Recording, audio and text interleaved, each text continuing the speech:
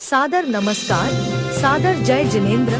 क्षमा news channel कहीं भी कभी भी सही और सकारात्मक समाचारों के लिए देखना और सुनना न भूलें।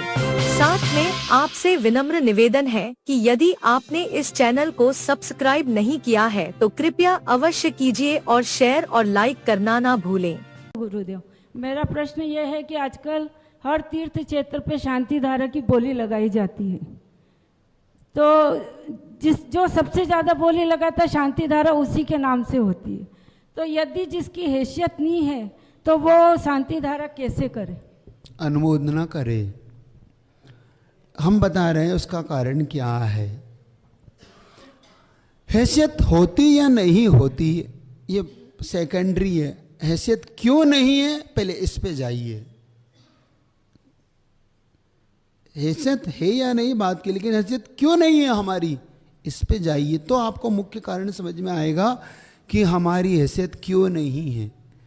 जिस दिन हमारे पास सब कुछ था, जिस पल हमारे पास सब कुछ पुण्य से मिला हुआ था, हमने पापों में उड़ाया, हमने पापों में खर्च किए, तो हमें ये फल मिला उसका बाद में कि ऐसा दंड मिला कि हमारी औकात भी नहीं रही कि हम एक शांति धारा ले सके। ये उस पाप का फल है। क्योंकि जैन कुल में जन्मे और गरीब जन्मे तो समझना ये कहीं ना कहीं कोई चीज ऐसी थी जो मुझसे चूक हुई है। और हम नहीं कह रहे, जब गुरुजी के पास हम प्रसंग बता रहे हैं, गुरुजी के पास एक प्रसंग आया आचार्य जी के बाद नैना गिरिजी में। एक गरीब व्यक्ति, बिल्कुल गरीब, जिसके पास कुछ नहीं, खाने को भी सुबह है तो शाम को नहीं, वो गुरुजी के पास पहुंचा और गुरुजी ने उससे क्या कहा मालूम आपको? गुरुजी ने कहा दान किया करो। कोई श्री यंत्र नहीं दिया, कोई श्रीफल नहीं दिया, कोई उसको पीछे नहीं लगाई गुरुजी ने उसको मूल तत्व दिया, दान किया करो। बाद में मुनि महाराजों ने पूछा, आचार्य श्री जिसके पास खाने को नहीं है उसको आपने दान का क्यों कहा? आपने उसको दान को क्यों कहा? आचार्य सिंह का थोड़ा सा धैर्य रखो, मैं तुम्हें समय पे बताऊंगा। और जब 6 महीने बाद वो लौटा, जिसको ये प्रसंग कहा था, तब उसने कहा आचार्य सिंह मेरे पास तो खाने को भी नहीं। तो आचार्य सिंह कहा एक रोटी तो है, उसमें से दान दे देना। कहा इतना तो कर सकता हूं कि 10 रुपये कमाता हूं उसमें से मैं 1 रुपया दे सकता हूं, मुझे कोई बात नहीं महाराज, आचार्य महाराज मैं दे सकता हूं। 6 महीने जब लौटा ना वो, तो उसकी स्थिति अब ठीक ऐसी थी कि अब 2 समय भोजन था, अब कपड़े भी थोड़े ठीक ठाक थे। तब आचार्य सिंह ने उन मुनि महाराजों से पूछा, तो आप कह रहे थे कि भाई आपने गरीब को क्यों कहा? आचार्य सिंह ने उस रहस्य को उस दिन खोला, आपके सामने भी रहस्य खोल रहा हूँ। आचार्य सिंह ने कहा सुनो, इसने पूर्व भव में कभी दान नहीं दिया था, इसने कभी बीज बोया ही नहीं, फसल कैसे आएगी इसको? इसने बीज बोया तो फसल आएगी ना। इसने कभी दान दिया ही नहीं था, और दान नहीं देगा तो ये अमीर बन ही नहीं सकता। इसलिए हमने इनसे कहा था कि जब अगर तुम दान देने लगोगे तो तुम्हारी अमीर बनने के रास्ते अपने आप खुलने लग जाएंगे, अपने आप तुम पनपते चले जाओगे।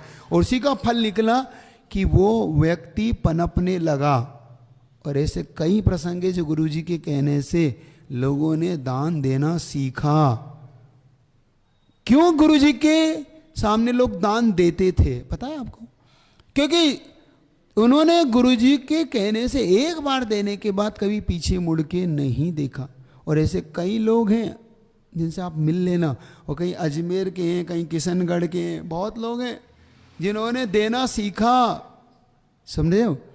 इसीलिए आपसे हमारा इतना ही कहना है, जिनकी क्षमता नहीं है उन्हें अनुमोदना करना चाहिए।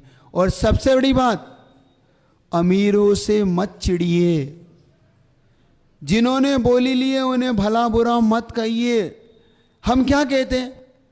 धर्म अमीरों का ही हो गया है अब जो बोली लेगा उसका ही हो गया। अब चिढ़ने लगे ना हम। सब पता है 2 नंबर का पैसा है, कहाँ से आ रहा है, ये आ रहा है, वो आ रहा है। हम धनवान बनना चाहते हैं और धनिकों से हम ईर्ष्या रखते हैं, हम उनसे चिढ़ते हैं। हम धनवान बनेंगे कैसे? हम अमीर बनना चाहते, देखो हम विरोध में विपरीत दिशा में जाते, हम बनना अमीर चाहते और अमीरों से ईर्ष्या रख रहे हैं।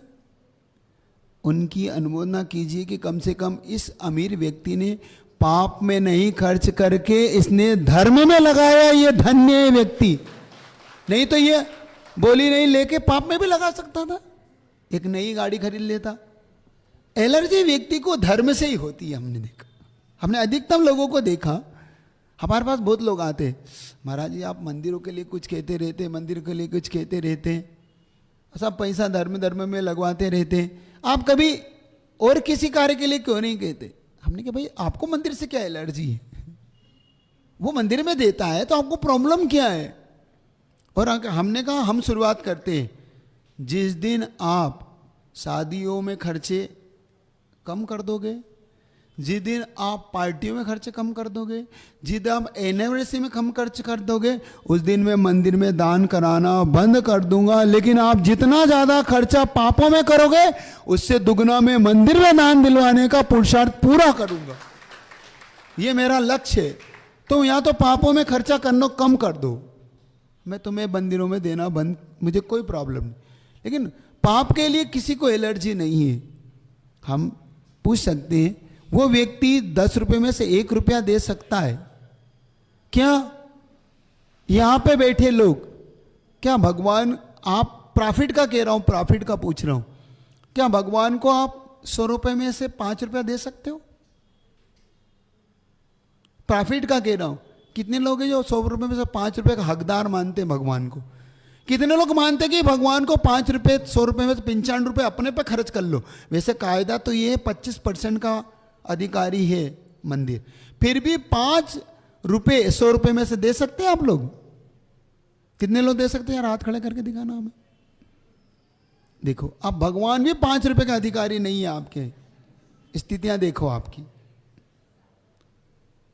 नहीं है ना?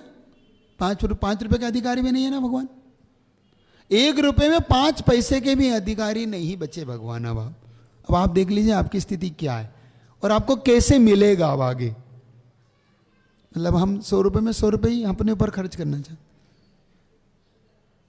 बोलिए ना? 5 रुपए के अधिकारी हैं या नहीं? आप हाथ ही खड़े नहीं कर रहे। अभी तो हमने कुछ कहा नहीं, आगे हमने तो पूछा है, उसमें आप घबरा रहे हो। हाँ या ना? हम तो ये पूछ रहे हैं, भगवान 5 रुपए का अधिकारी है कि नहीं 100 रुपए में? हाथ खड़े करके दिखा तो दो मुझे। हाँ तो दोगे कि नहीं? अब ये और बता दो भगवान को। और एक बता रहा हूं, किसी ने हमसे पूछा था श्वेतांबर समाज क्यों पनपती है? हम बता दें उसका रहस्य। श्वेतांबर समाज अपनी इष्ट भगवान को अपना पार्टनर बनाती है, और भगवान का एक बार जो पार्टनर बन जाता है वो कभी गड्ढे में नहीं जाता, वो प्रॉफिट में ही जाता है। आपने पार्टनर कहीं बनाया, और पार्टनर का पैसा दान नहीं होता, पार्टनर का अधिकार होता है वो। समझ रहे हैं? तो आप इतने ही रखता हूं। नमस्ते महाराज जी। क्षमा न्यूज चैनल देखने के लिए आपको बहुत बहुत धन्यवाद। सादर प्रणाम। सादर जय जिनेंद्र।